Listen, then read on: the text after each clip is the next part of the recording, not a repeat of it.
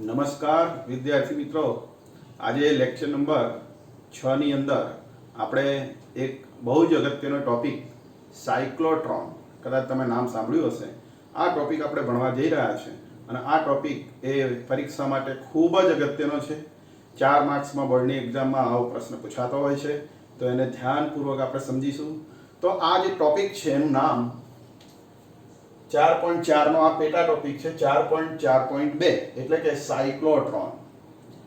વિદ્યાર્થી મિત્રો, આ જે ટોપિક છે સાયક્લોટ્રોન, આમ તો શબ્દ પરથી તમને થોડો અંદાજ આવી ગયો હશે. સાયકલ એટલે કે આપણે જેને કહીએ કે વર્તુળ એક જાતનું, કે સ્પાઇરલ આકાર, અને ટ્રોન એટલે કે એમાં વિદ્યુતભારિત કણ ગતિ કરે સાયકલની જેમ, એટલે કે આ રીતે સ્પાઇરલની જેમ કોઈ વિદ્યુતભારિત કણ ગતિ કરે એવી રચના એટલે સાયક્લોટ્રોન. તો વિદ્યાર્થી મિત્રો, આપણે આ લેક્ચરની અંદર સૌપ્રથમ સમજીશું સાયક્લોટ્રોન એટલે શું, સાયક્લોટ્રોનનો સિદ્ધાંત, સાયક્લોટ્રોનની રચના, એની કાર્યપદ્ધતિ અને છેલ્લે એનો ઉપયોગ પડીશું. તો આપણે બહુ જ અગત્યના 5 મુદ્દાઓ ભણવાના છે. સાયક્લોટ્રોન એટલે શું, તેનો સિદ્ધાંત, રચના, કાર્ય અને ઉપયોગ. તો આપણે સ્ટેપ બાય સ્ટેપ એક એક વસ્તુ સમજીએ. સૌપ્રથમ મેં બોર્ડ ઉપર આકૃતિ દોરેલી છે, એટલે તમે સરળતાથી સાયક્લોટ્રોન એટલે શું એ સમજી શકશો. સાયક્લોટ્રોન એટલે એક એવી રચના કે જેની મદદથી વિદ્યુતભારિત કણોને ખૂબ જ ઊંચી ઉર્જા સાથે એને પ્રવેગિત કરી શકાય છે. તો સાયક્લોટ્રોન એ વિદ્યુતભારિત કણોને ખૂબ જ ઊંચી ઉર્જા સાથે પ્રવેગિત કરવા માટેનું યંત્ર છે. જો બોર્ડ પર લખું છું કે સાયક્લોટ્રોન એ વિદ્યુતભારિત કણો. હવે એવો પ્રશ્ન થાય કે વિદ્યુતભારિત કણો એટલે કયા કણો? તો ઉદાહરણ તરીકે લખવું હોય કે પ્રોટોન, અથવા તો આપણે કહીએ કે ડ્યુટેરોન, આલ્ફા કણ, તો વગેરે જેવા વિદ્યુતભારિત કણો એને ખૂબ જ ઊંચી ઉર્જા સાથે, ખૂબ જ ઊંચી ઉર્જા સાથે પ્રવેગિત કરવા માટેનું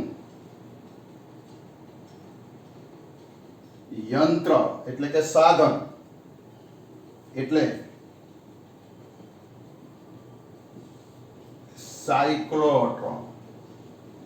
તો વિદ્યાર્થી મિત્રો, સાયક્લોટ્રોન એ વિદ્યુતભારિત કણોને પ્રવેગિત કરવા માટેનું યંત્ર છે. હવે આનો સિદ્ધાંત સમજીએ સાયક્લોટ્રોનનો. તો કે આ સાયક્લોટ્રોનની અંદર એટલે કે સૌપ્રથમ એની આપણે વાત કરી કે આની શોધ કોણે કરી હતી. તો આ સાધનની શોધ એ 2 વૈજ્ઞાનિકો, એમાં એક છે કે લોરેન્સ અને બીજા લિવિંગસ્ટન, એટલે કે લોરેન્સ અને લિવિંગસ્ટન, આ જે 2 વૈજ્ઞાનિકો થઈ ગયા.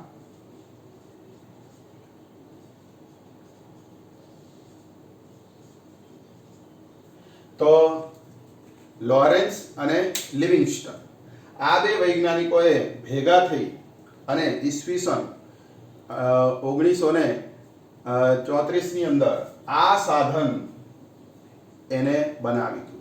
આ સાધન બનાવવાનું કારણ એ હતું કે ન્યુક્લિયસ પરમાણુની જે અંદર હોય છે ખૂબ જ સૂક્ષ્મ હોય છે, અને એના બંધારણનો અભ્યાસ કરવો હોય તો એ અભ્યાસ કરવા માટે આ સાધન એમણે ઉપયોગ કરેલો. તો વિદ્યાર્થી મિત્રો, આ ન્યુક્લિયર પ્રક્રિયાઓ એટલે કે ન્યુક્લિયસના બંધારણનો અભ્યાસ કરવા આ સાધનનો ઉપયોગ થાય છે. તો વિદ્યાર્થી મિત્રો, આ સાધનનો ઉપયોગ આપણે કરવો હોય તો એનો સિદ્ધાંત આપણને ખબર હોવી જોઈએ એ સમજવા માટે. તો આનો સિદ્ધાંત સમજીએ. સિદ્ધાંતની અંદર કે આ સાધનની અંદર ચુંબકીય ક્ષેત્ર, અહીં 2 ચુંબક દેખાય છે તમને, ચુંબકીય ક્ષેત્ર અને બહારથી અહીંયા એસી પ્રાપ્તિ સ્થાન જોડવામાં આવે છે એટલે કે વિદ્યુત ક્ષેત્ર. તો આ સાધનની અંદર વિદ્યુત ક્ષેત્ર અને ચુંબકીય ક્ષેત્ર એ બંનેનો સંયુક્ત રીતે ઉપયોગ કરવામાં આવે છે. બંને એકબીજાને લંબ રૂપે રાખવામાં આવે છે, એટલે કે વિદ્યુત ક્ષેત્ર અને ચુંબકીય ક્ષેત્ર એકબીજાને લંબ રૂપે હોય તો એને ક્રોસ ફિલ્ડ એવા નામથી ઓળખવામાં આવે છે.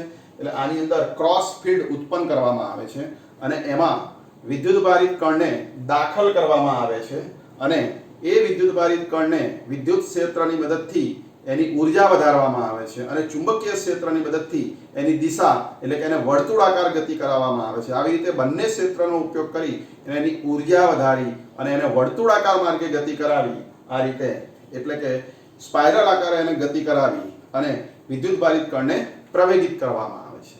અને આ વિદ્યુતભારિત કણો એને અહીંથી બહાર કાઢી અને ન્યુક્લિયસ સાથે અથડાવવામાં આવે છે અને એના બંધારણનો અભ્યાસ કરવામાં આવે છે. તો આવી રીતે આ સિદ્ધાંત પર એ કાર્ય કરે છે. તો એનો સિદ્ધાંત હું અહીંયા લખું છું, એ તમે યાદ રાખશો. તો સાયક્લોટ્રોનનો સિદ્ધાંત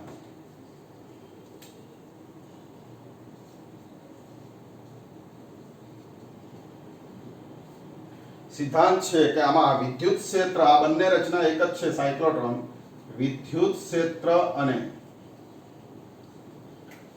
ચુંબકીય ક્ષેત્રનો ઉપયોગ કરી વિદ્યુત ક્ષેત્રની મદદથી ઉર્જા વધારવામાં આવે છે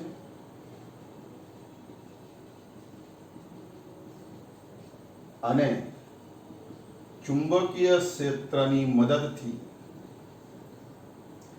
વર્તુળાકાર ગતિ કરાવવામાં, વિદ્યુતભારિત કણને વર્તુળાકાર ગતિ કરાવવામાં આવે છે. તો આવા સિદ્ધાંત પર આ સાયક્લોટ્રોન કાર્ય કરે છે. ફરીથી, વિદ્યુત ક્ષેત્ર અને ચુંબકીય ક્ષેત્રનો ઉપયોગ કરી અને ઉર્જા વધારવામાં આવે છે અને વર્તુળાકાર ગતિ કરાવવામાં આવે છે વિદ્યુતભારિત કણની. અને બીજી અગત્યની વસ્તુ આ સાયક્લોટ્રોનમાં કે જે આવૃત્તિ છે સાયક્લોટ્રોનમાં વિદ્યુતભારિત કણની, એ વેગમાન કે ઉર્જા પર આધાર રાખતી નથી.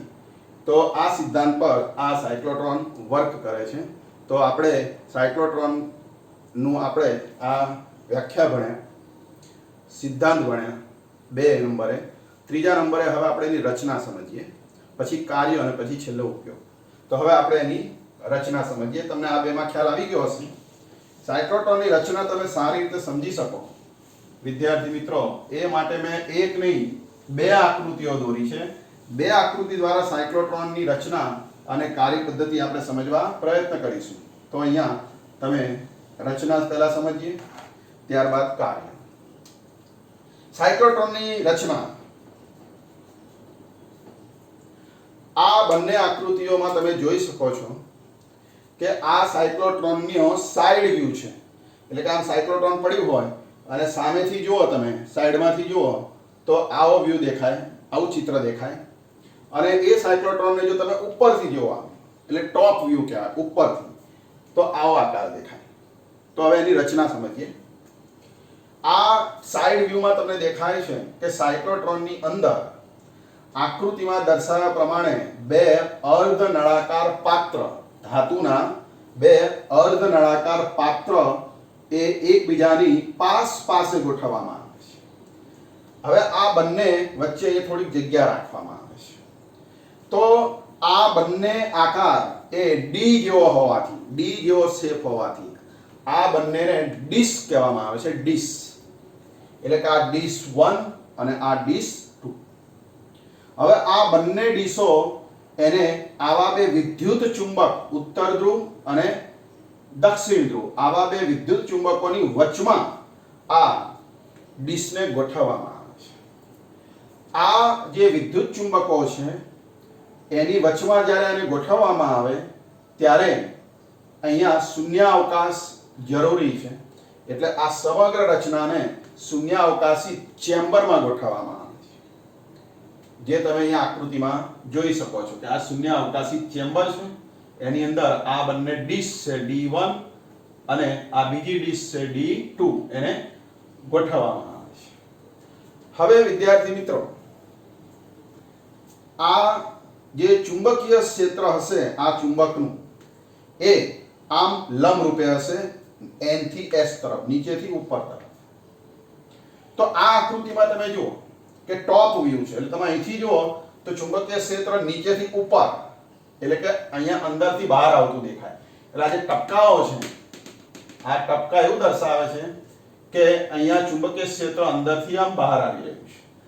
આ ચુંબકનું ચુંબકીય ક્ષેત્ર આ આકૃતિમાં નીચેથી ઉપર, પણ તમે ઉપરથી જુઓ તો આવી આકૃતિ દેખાય એટલે અંદરથી બહાર. એટલે આ ટપકાઓ બતાવે છે ચુંબકીય ક્ષેત્ર પૃષ્ઠની આમ બહાર તરફ આમ લંબ રૂપે આવી રહ્યું છે. હવે આ ચુંબકીય ક્ષેત્ર છે વિદ્યાર્થી મિત્રો એ શું કરશે? તો આમાં P પાસે એક વિદ્યુતભારિત કણ મૂકવામાં આવે છે અને એ વિદ્યુતભારિત કણને આ ચુંબકીય ક્ષેત્ર એ બળ લગાડતા એટલે કે એની દિશા બદલાય છે. એટલે ચુંબકીય ક્ષેત્રના કારણે વિદ્યુતભારિત કણ વર્તુળાકાર ગતિ કરશે. કેવી? વર્તુળાકાર. હવે આ જે બે ડિસ્ક છે એની વચ્ચે એટલે કે અહીંયા જો આકૃતિમાં આ જે બે ડિસ્ક છે, આ ડિસ્ક 2 અને આ ડિસ્ક 1, એ બંનેની વચમાં અહીંયા આંદોલક એટલે કે એસી વિદ્યુત પ્રાપ્તિ સ્થાન એ જોડવામાં આવે છે. એસી વિદ્યુત પ્રાપ્તિ સ્થાન શું કરશે? તો વિદ્યાર્થી મિત્રો અહીંયા એસી વિદ્યુત પ્રાપ્તિ સ્થાન એ અહીંયા બહારથી એને સતત આપણે કહીએ પાવર આપશે. ઊંચી ઉર્જા વાળો અહીંથી પાવર આપશે પ્લસ આને ઉચ્ચ આવૃત્તિ આપશે. એટલે કે અમુક આવૃત્તિ વાળો અને ઉચ્ચ પાવર વાળો પ્રાપ્તિ સ્થાન સાથે આ ડિસ્કને જોડવામાં આવે છે. તો આની મદદથી શું થાય વિદ્યાર્થી મિત્રો કે આ બે ડિસ્કની વચ્ચેનો વિસ્તાર છે ત્યાં વિદ્યુત ક્ષેત્ર તમે ઉત્પન્ન કરી શકો છો. એટલે કે આ બે ડિસ્ક વચ્ચે વિદ્યુત ક્ષેત્ર ઉત્પન્ન કરવા આ એસી વોલ્ટેજ પ્રાપ્તિ સ્થાન સાથે એને જોડવામાં આવે છે. એટલે કે આ બંને વચ્ચે એસી પ્રાપ્તિ સ્થાન જોડવામાં આવે છે, જેની મદદથી આની અંદર વિદ્યુતભારિત કણ શું થાય? પ્રવેગિત થાય. તો આવી રીતે વિદ્યાર્થી મિત્રો ચુંબકની મદદથી આમાં ચુંબકીય ક્ષેત્ર ઉત્પન્ન કરવામાં આવે છે અને આ બંને વચ્ચે વિદ્યુત કોષ એટલે કે આ એસી પ્રાપ્તિ સ્થાન જોડી અને આની અંદર વિદ્યુતભારિત કણને પ્રવેગિત કરવામાં આવે છે. તો આવી રીતે બે ક્ષેત્ર એ ઉત્પન્ન કરવામાં આવે છે. વિદ્યુત ક્ષેત્ર અને બંને એકબીજાને ક્રોસ હોય છે. ચુંબકીય ક્ષેત્ર આમ હશે નીચેથી ઉપર, તો વિદ્યુત ક્ષેત્ર એ આમ ડાબી અથવા જમણી એમ સતત બદલાયા કરશે. એટલે આડું ચુંબકીય વિદ્યુત ક્ષેત્ર અને ઊભું ચુંબકીય ક્ષેત્ર. અહીંયા જો વિચારીએ તો અંદર જો બહાર આવતું ચુંબકીય ક્ષેત્ર તો એને લંબરૂપે વિદ્યુત ક્ષેત્ર આમ સમક્ષિતિજ જમણી બાજુ અથવા ડાબી બાજુ. તો આવી રીતે આમાં વિદ્યુત ક્ષેત્ર અને ચુંબકીય ક્ષેત્ર એ પરસ્પર લંબ હોય છે. બીજું કે આની અંદર જ્યારે વિદ્યુતભારિત કણને ગતિ કરાવવામાં આવે છે ત્યારે હવા સાથે એનું અથડામણ ના થાય, અથડામણ નિવારવા માટે આની અંદર શૂન્યાવકાશી કરવામાં આવે છે. એટલે કે અંદરનો વિસ્તાર એ શૂન્યાવકાશી હોય છે. તો આવી રીતે વિદ્યાર્થી મિત્રો સાયક્લોટ્રોનની અંદર આવી રીતે બે ચુંબક, બે ડિસ્ક, વિદ્યુતભારિત કણ અને શૂન્યાવકાશ અને ચેમ્બર આ રીતની એની રચના હોય છે. અને વિદ્યુતભારિત કણને બહાર કાઢવા અહીંયા એક ગેપ રાખવામાં આવે છે જેને સ્લિટ કહેવામાં આવે છે. અહીંયા એક વિક્ષેપ પટ્ટીની મદદથી વિદ્યુતભારિત કણને વિચલિત કરી અને અહીંથી બહાર કાઢવામાં આવે છે વિદ્યુતભારિત કણને અને કોઈ ન્યુક્લિયસ સાથે તેને અથડાવી એના બંધારણનો અભ્યાસ કરવામાં આવે છે. તો આ વાતથી વિદ્યાર્થી મિત્રો રચનાની વાત હું બોર્ડ પર લખતો નથી, તમે સમજી ગયા હશો. હવે એની કાર્ય પદ્ધતિ આપણે સમજીએ. તો વિદ્યાર્થી મિત્રો હવે આપણે સાયક્લોટ્રોનની કાર્ય પદ્ધતિ, આ આકૃતિ એ ફક્ત સાઈડ વ્યૂ માટે જ દોરી છે એટલે એની ચિંતા પરીક્ષામાં કરવાની જરૂર નથી. આ આકૃતિ દ્વારા આપણે પરીક્ષામાં આ ટોપિકને સમજાવીશું. હવે કાર્ય પદ્ધતિ સમજીએ.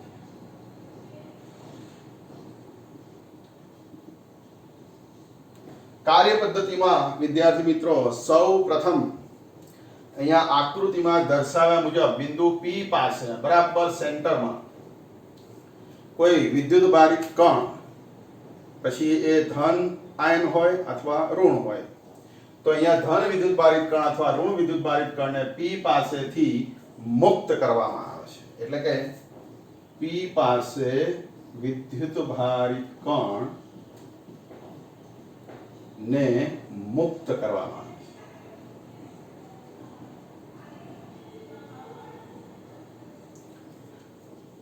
વિદ્યાર્થી મિત્રો અહીંથી વિદ્યુતભારિત કણને મુક્ત કરવામાં આવે છે એના કારણે કે અહીંયા વિદ્યુતભારિત કણ આ બે ડીશ છે, કોઈ પણ એક ડીશ તરફ ગતિ કરશે. જો અહીંયા આકૃતિમાં આ વિદ્યુતભારિત કણ અહીંથી મૂવ કરતા પહેલા ડીશ 2 તરફ જાય છે, આ ડીશ 2 અને આ ડીશ 1.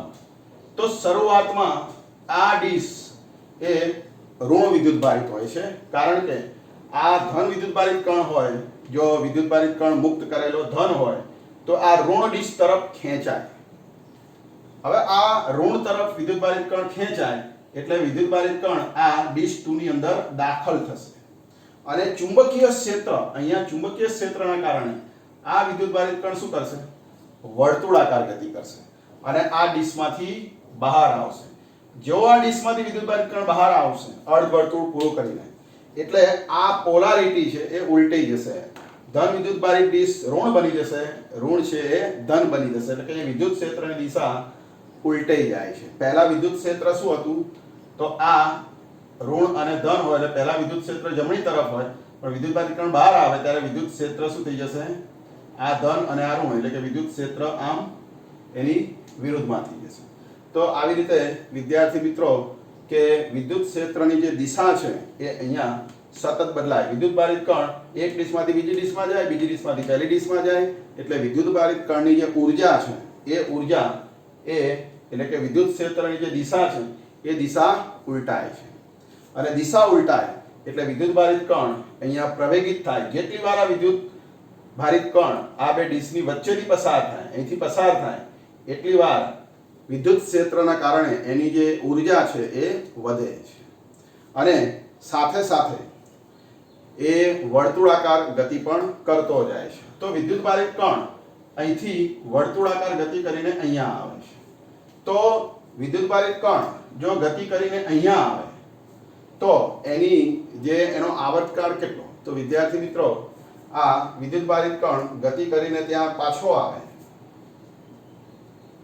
વિદ્યુતભારિત કણ અર્ધવર્તુળ નળાકાર ગતિ કરે ત્યારે તેને લાગતો સમય એ t/2 હશે. આવર્તકાળનો અડધો સમય હશે. હવે વિદ્યાર્થી મિત્રો તમે આગળ ભણી ગયા હતા કે વિદ્યુત ક્ષેત્ર અને ચુંબકીય ક્ષેત્ર બંને હાજર હોય, બંને લંબરૂપે હોય. અહીં વિદ્યુત ક્ષેત્ર ધનથી ઋણ તરફ જમણી બાજુ અને ચુંબકીય ક્ષેત્ર અંદરથી બહાર, એટલે બંને લંબરૂપે હોય. તો ત્યારે આવર્તકાળનું સૂત્ર તમે આગળના લેક્ચરમાં ભણી ગયા હતા કે આવર્તકાળ કેટલો હોય? તો 2πm/qb. તો વિદ્યાર્થી મિત્રો આટલા આવર્તકાળથી આની અંદર એ વિદ્યુતભારિત કણ શું કરશે? ગતિ કરશે. અને જો આવર્તકાળ આટલો હોય તો એની આવૃત્તિ શું થશે? તો આનો વ્યસ્ત qb/2πm. તો વિદ્યાર્થી મિત્રો અહીં જે વિદ્યુતભારિત કણ ગતિ કરતો હશે એની આવૃત્તિ qb/2πm હશે. તો વિદ્યુતભારિત કણની આ આવૃત્તિ થઈ એટલે આને સાયક્લોટ્રોનની આવૃત્તિ આવા નામથી આપણે ઓળખીશું, એટલે કે બાજુમાં લખીશું કે μc. μc એટલે સાયક્લોટ્રોનની આવૃત્તિ આટલી હશે, એટલે કે આમાં વિદ્યુતભારિત કણની આવૃત્તિ આટલી હશે.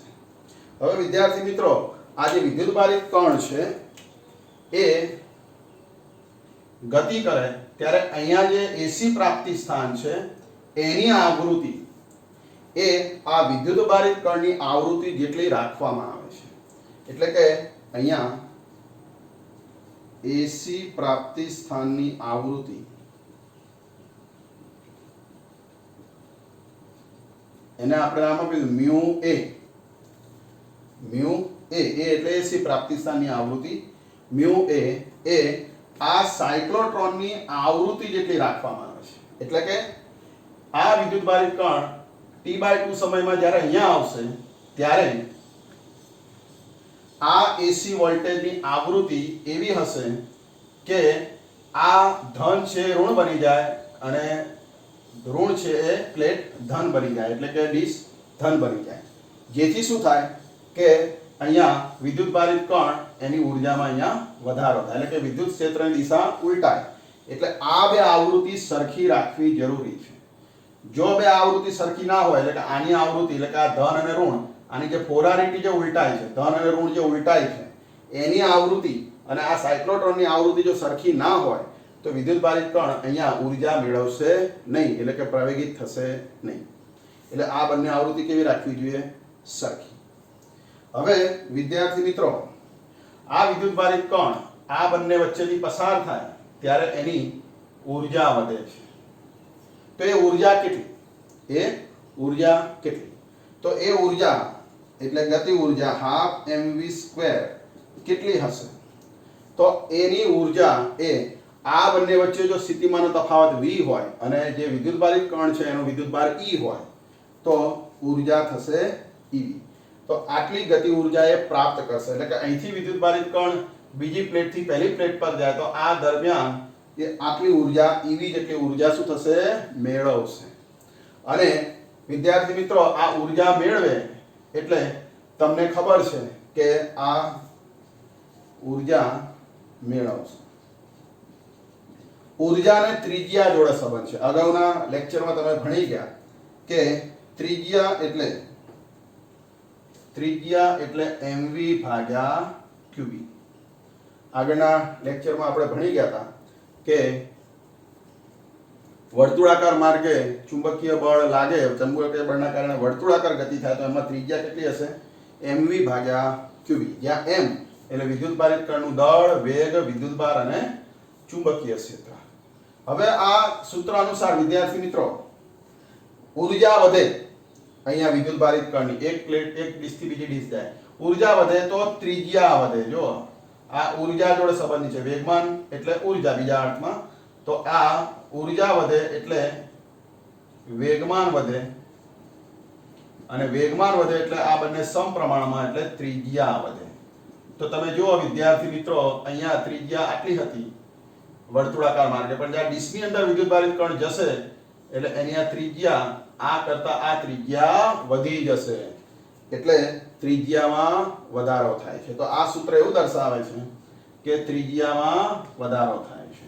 તો વિદ્યાર્થી મિત્રો, આ રીતે ઉર્જા અને ત્રિજ્યા, વિદ્યુતભારિત કણ ગતિ કરે ત્યારે અહીંયાથી ઉર્જા વધશે, અને જેવો આ પ્લેટમાં જશે, ડીશમાં જશે એટલે ત્રિજ્યા વધશે. હવે વિદ્યાર્થી મિત્રો, આ ડીશ એકમાંથી વિદ્યુતભારિત કણ બહાર આવે, અહીંથી બહાર આવશે એટલે પાછું આની પોલારિટી ઉલટાઈ જશે. પહેલા ઋણ અને ધન હતી તો ધન અને ઋણ, અને હવે જ્યારે અહીંથી વિદ્યુતભારિત કણ સામે જશે ત્યારે પોલારિટી પાછી ઋણ અને ધન, એટલે કે આખો ભાગ ઋણ, આખો ભાગ ધન બની જશે. એટલે વિદ્યુતભારિત કણ શું થશે? ઋણ તરફ ખેંચાય એટલે પાછી ઉર્જા વધશે. ઉર્જા વધે એટલે વેગમાન વધે, વેગમાન વધે એટલે પાછી ત્રિજ્યા વધે, ઉર્જા વધે, ત્રિજ્યા વધે, ઉર્જા વધે, ત્રિજ્યા વધે, ઉર્જા વધે અને ત્રિજ્યા વધે, અને એ ઉર્જા એટલી બધી વધી જાય કે આ વિદ્યુતભારિત કણ એ આ પ્લેટની જે ધાર છે, ડીશની આ ધાર છે એની નજીક આવી જાય, અને એને પછી અહીંયા વિક્ષેપ પટ્ટી વડે આ વિદ્યુતભારિત કણને અહીંયા વિચલિત કરી અને અહીંયાથી બહાર કાઢવામાં આવે છે. તો આવી રીતે વિદ્યાર્થી મિત્રો, વિદ્યુતભારિત કણને જેટલું તમે વધારે ગતિ કરાવો એટલું ઉર્જા વધે અને ત્રિજ્યા વધે, ઉર્જા વધે, ત્રિજ્યા વધે.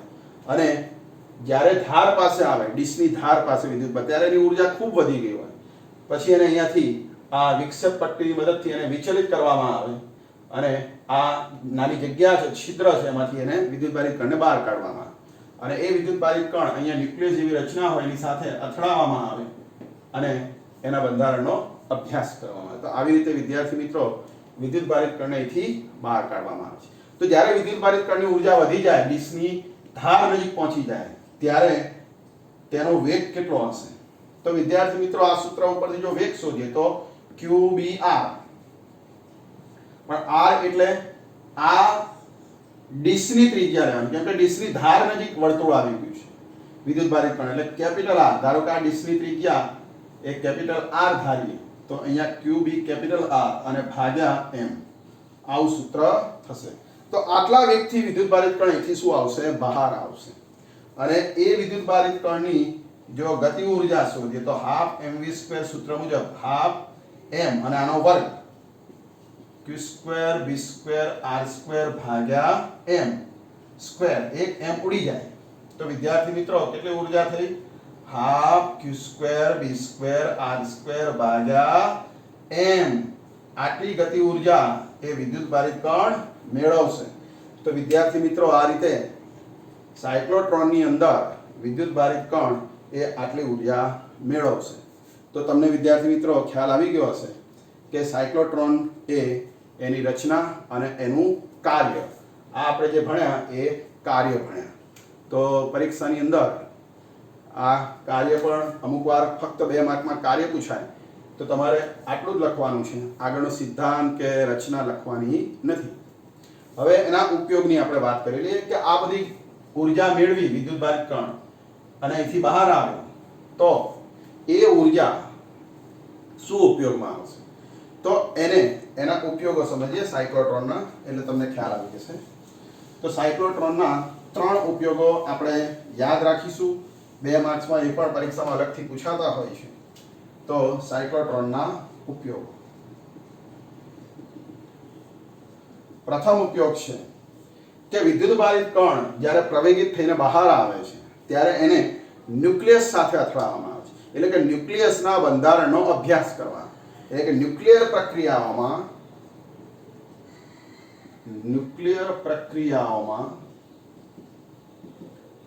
ન્યુક્લિયસના બંધારણનો અભ્યાસ કરવા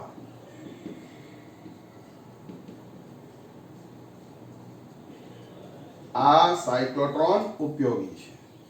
બીજો ઉપયોગ છે કે કોઈ ઘન પદાર્થ હોય તો એમાં આયન ઇમ્પ્લાન્ટેશન કરવું. કે કોઈ ઘન પદાર્થ હોય એમાં તમારે આયનો નવા નાખવા હોય, એટલે કે આયન પ્લાન્ટેશન કરવું હોય, ઇમ્પ્લાન્ટેશન કરવું હોય, બદલવા હોય આયનો, તો આ સાયક્લોટ્રોનનો ઉપયોગ થાય છે. એટલે કે સાયક્લોટ્રોનની મદદથી તમે આયન ઇમ્પ્લાન્ટેશન એટલે કે ઘન પદાર્થમાં આયનો બદલવા અથવા ઇમ્પ્લાન્ટેશન કરવા આ સાધન ઉપયોગી છે. અને ત્રીજો ઉપયોગ છે મેડિકલમાં કે રેડિયોએક્ટિવ તત્વો તૈયાર કરવા, કૃત્રિમ રેડિયોએક્ટિવ તત્વો તૈયાર કરવા મેડિકલ સાયન્સમાં, કે જેમાં અમુક પ્રકારના રોગોનું નિદાન કરવું હોય, અમુક પ્રકારના જે રોગો છે એનું તમારે સારવાર કરવી હોય તો નિદાન અને સારવાર કરવા કૃત્રિમ રેડિયોએક્ટિવ તત્વો જરૂરી છે. તો એ કૃત્રિમ રેડિયોએક્ટિવ તત્વો તૈયાર કરવા સાયક્લોટ્રોનનો ઉપયોગ થાય છે. તો વિદ્યાર્થી મિત્રો સાયક્લોટ્રોનના આપણે 3 ઉપયોગો યાદ રાખીશું કે ન્યુક્લિયર પ્રક્રિયાનો અભ્યાસ કરવા, ઘન પદાર્થોમાં આયન ઇમ્પ્લાન્ટેશન કરવા અને રેડિયોએક્ટિવ તત્વો તૈયાર કરી અને રોગોનું નિદાન અને સારવાર કરવા માટે. તો આવી રીતે રોગોનું નિદાન અને સારવાર કરવા આ ઉપયોગી છે. તો આવી રીતે વિદ્યાર્થી મિત્રો તમે આજે સાયક્લોટ્રોન વિશે 5 વસ્તુ ભણ્યા. સાયક્લોટ્રોન એટલે શું, એનો સિદ્ધાંત, રચના, કાર્યપદ્ધતિ અને ઉપયોગ. તો આ 5 વસ્તુઓને ભેગી કરીને 4 માર્ક્સમાં જો બોર્ડની એક્ઝામમાં પૂછાય કે સાયક્લોટ્રોન એટલે શું સમજાવો, તો તમારે બધું જ લખવું પડે. પણ જો અમુક જ વસ્તુ આમાંથી પૂછાય, કાં તો રચના સિદ્ધાંત પૂછાય, કાં તો કાર્ય પૂછાય, કાં તો કાર્ય અને ઉપયોગ પૂછાય, જે રીતે પ્રશ્ન પૂછાય એને સમજી અને આ ટોપિક તમે તૈયાર કરશો તો તમને પ્રશ્નના જવાબ આવડશે. તો વિદ્યાર્થી મિત્રો આજના લેક્ચર નંબર 6 ની અંદર તમે સાયક્લોટ્રોન વિશે જે કંઈ મેં ભણાવ્યું સમજી ગયા હશો તો એને 2 વાર લખી સારી રીતે તૈયાર કરશો. ટેક્સ્ટનો ઉપયોગ કરજો. એની PDF હું મોકલું છું આના સ્ટડી મટીરિયલની, અને એનું હોમવર્ક પણ મોકલું છું. જો એટલું કરશો તો આ ટોપિક બહુ જ સરસ મજાનો તમે તૈયાર કરી શકશો. તો આજે આટલું રહેવા દઈએ છીએ. નેક્સ્ટ લેક્ચરમાં આના સંબંધિત જે એક્ઝામ્પલ છે ન્યુમેરિકલ્સ એ આપણે ગણવાનો છે. તો એના માટે આ થિયરી તમારે વાંચવી, તૈયાર કરવી એ ખૂબ જરૂરી છે. તો ત્યાં સુધી આટલું તૈયાર કરવું. જય સ્વામિનારાયણ.